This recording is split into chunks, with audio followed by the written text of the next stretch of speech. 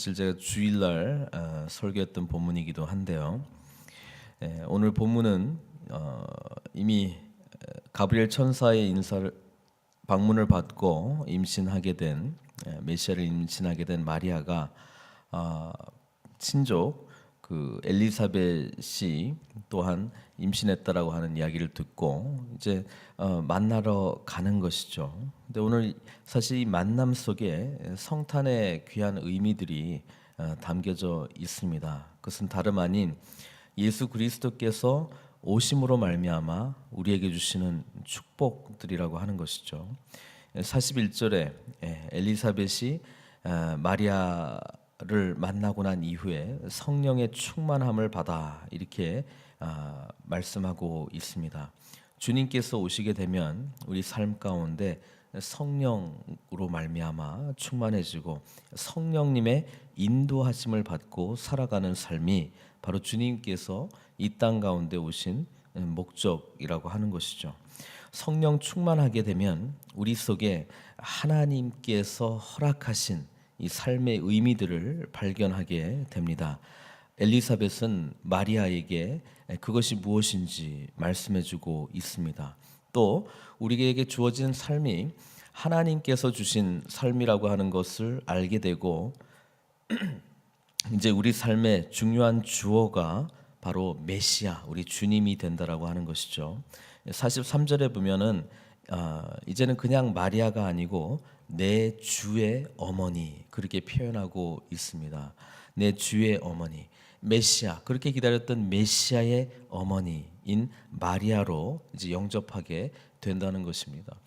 우리 사람과의 관계에서도 우리는 주 안에서 성령 충만한 사람이다라고 하는 것을 늘 서로를 바라볼 때 인정해야 될 줄로 믿습니다. 그냥 마리아, 이전의 마리아, 내가 알고 있었던 마리아 이렇게 대하는 것이 아니라 주님께서 함께 하심으로 말미암아 변화된 마리아, 그 마리아를 영접하는 것이죠.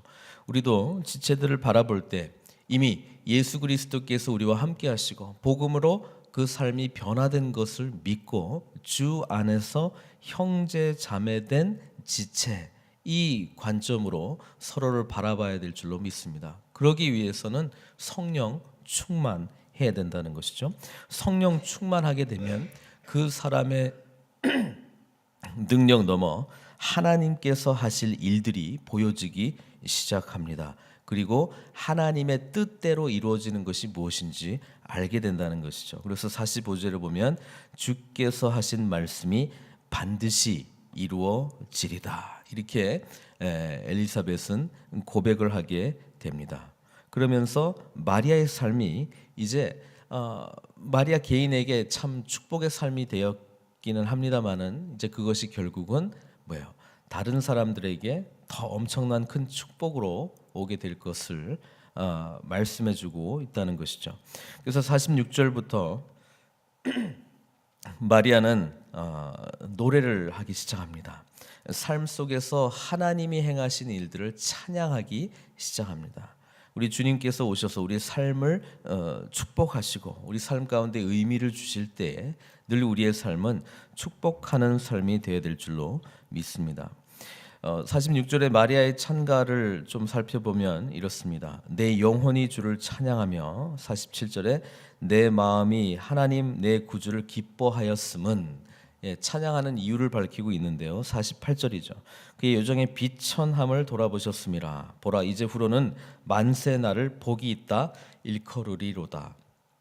하나님 안에서 우리가 찬양하는 이유가 무엇입니까?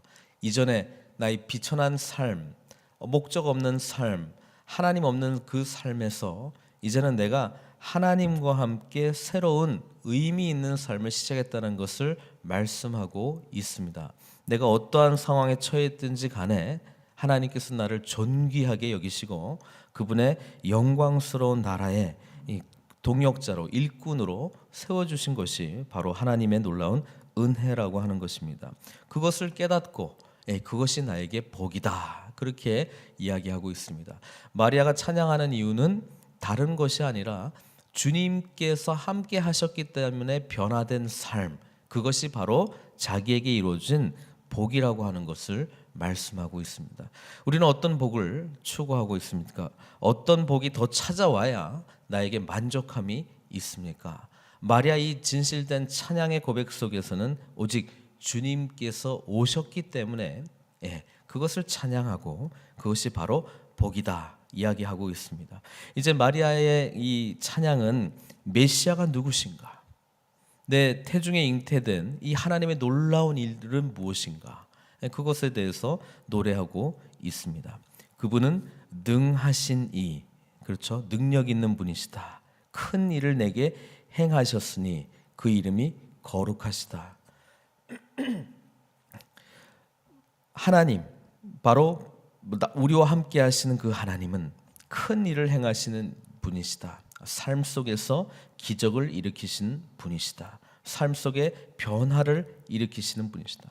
우리 주님께서 오심으로 말미암아 마리아에게 주셨던 놀라운 은혜는 일상적인 삶이 더 이상 일상적인 삶이 아니라 놀라운 하나님의 은총의 삶, 신비한 삶으로 인도했다는 것을 주일날 제가 말씀드렸는데요. 주님께서 우리와 함께 하신다면 모든 것이 사실은 기적입니다. 그렇죠? 모든 것이 하나님의 은혜로 이루어지는, 사람으로서는 감히 감당할 수 없는 일들이 우리에게 찾아온다는 것이 마리아가 고백하고 온 메시아의 의미입니다. 또 우리 주님에 대한 속성들이 나오고 있는데요. 그분은 49절에 보니까 거룩하신 분이시다. 또 50절에 보니까 긍휼하심, 긍휼에 대해서 이야기하고 있습니다. 두려워하는 자에게 대대로 이루는도다. 그러면서 하나님의 속성에 대해서 몇 가지 더 말씀하고 있는데요. 거룩하심, 긍휼하심, 능하심, 51절에 팔로 힘을 보이사 교만한 자들을 흩으셨다. 또 권세 있는 자를 그 위에서 내리치셨다. 무엇입니까? 공의로우심, 그다음에 심판하시는 분. 하나님의 모든 속성들을 지금 노래하는 자가 되었다라고 하는 것입니다. 주님 만나기 전에는 자기 중심의 삶을 살았던 마리아가 이제 주님을 만나고 난 이후에는 하나님을 찬양하는 자가 되었고, 하나님이 어떤 분이신가를 깊이 알아가는 자가 되었다는 것을 이 찬양의 짧은 고백 속에서도 우리가 살펴볼 수 있습니다. 그렇습니다. 주님이 오시게 되면 우리는 바로 이 하나님을 더 깊이 알아가는 것입니다. 근데 이 하나님의 여러 가지 속성들을 우리가 공부해 나갈 때 하나님만 가지고 계신 속성이 있고 우리와 하나님과 공유하는 속성들이 있습니다. 예를 들어서 무소부재, 어디 하나 계신 것 우리가 할 수 없습니다. 전지전능 우리가 할 수 없습니다. 영원성 우리가 할 수 없습니다. 모든 것을 주권하시는 분 우리가 할 수 없습니다. 아까 심판 우리가 할 수 없습니다. 그러나 하나님의 사람이기 때문에 우리가 하나님과 같은 형상으로 지음받은 우리가 회복되어서 같이 공유할 수 있는 것들은 있습니다. 그것은 무엇입니까? 바로 거룩성입니다.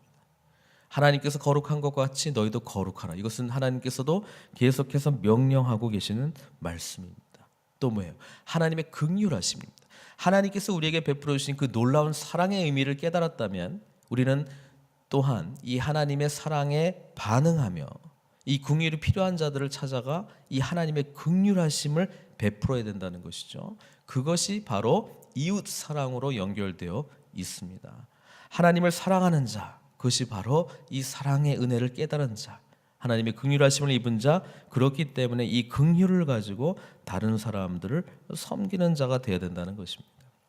마리아는 53절에 줄이는 자를 좋은 것으로 배불리셨으며 부자는 빈손으로 보내셨도다. 하나님의 공의로우심이 또한 이 우리에게 주어진 이 사회 가운데 실현되는 것에 대한 마리아의 노래라고 하는 것입니다. 그것이 우리로 하여금 이 사회를 변화시켜야 하는 정당성을, 예수 만난 사람들이 우리 주변의 사회를 변화시켜 나가야 되는 책임이 있다는 것을 말씀해주고 있습니다. 55절 56절은 이제 마리아의 관심이 마지막 그 창가의 내용인데요. 어디로 돌아가냐면 이 모든 것이 어디서 왔는가? 하나님께서 아브라함과 말씀하셨던 그 약속에서 시작이 되었다. 결국은 말씀대로 이루어지이다라고 했던 이 엘리사벳의 고백과 함께 마리아도 똑같은 이야기를 하는 것이죠. 하나님은 언약의 하나님이시기 때문에 반드시 말씀하신 대로 이루시는 분이시다.